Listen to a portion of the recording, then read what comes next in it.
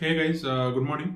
So చాలా మంది ECET 2024 postpone అవుతుందా ఎక్సెట్రా ఎక్సెట్రా ఎక్సెట్రా అని చాలా స్పెక్యులేషన్స్ అనేవి రైజ్ చేస్తున్నారు. అంటే ఆ డౌట్లు రైజ్ చేస్తున్నారు. నేను ఒక చిన్న విషయం చెప్తా చూడండి.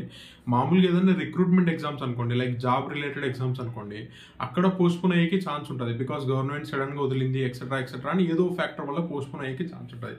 కానీ ఇక్కడ మనకు ఈసెట్ తెలంగాణ కానీ ఏపీ కానీ ఇది జస్ట్ మన ఎంట్రన్స్ ఎగ్జామ్ లాంటిది, ఇంజనీరింగ్ వెళ్ళడానికి ఎంట్రన్స్ ఎగ్జామ్ లాంటిది.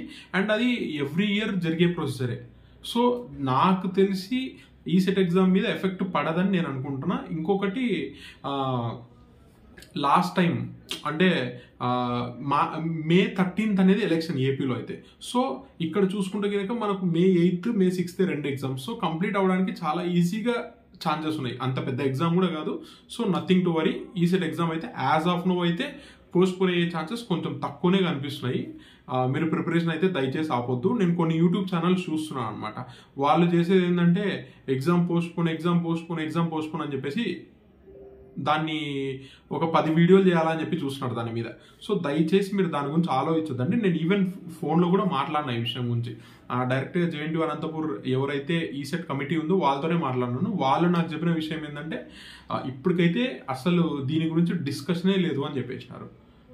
ఎంసెట్ గురించి ఎందుకంటే అది కరెక్ట్ ఎలక్షన్ షెడ్యూల్ టైంలో ఉండింది కాబట్టి పోస్ట్పోన్ అనుకున్నాం సార్.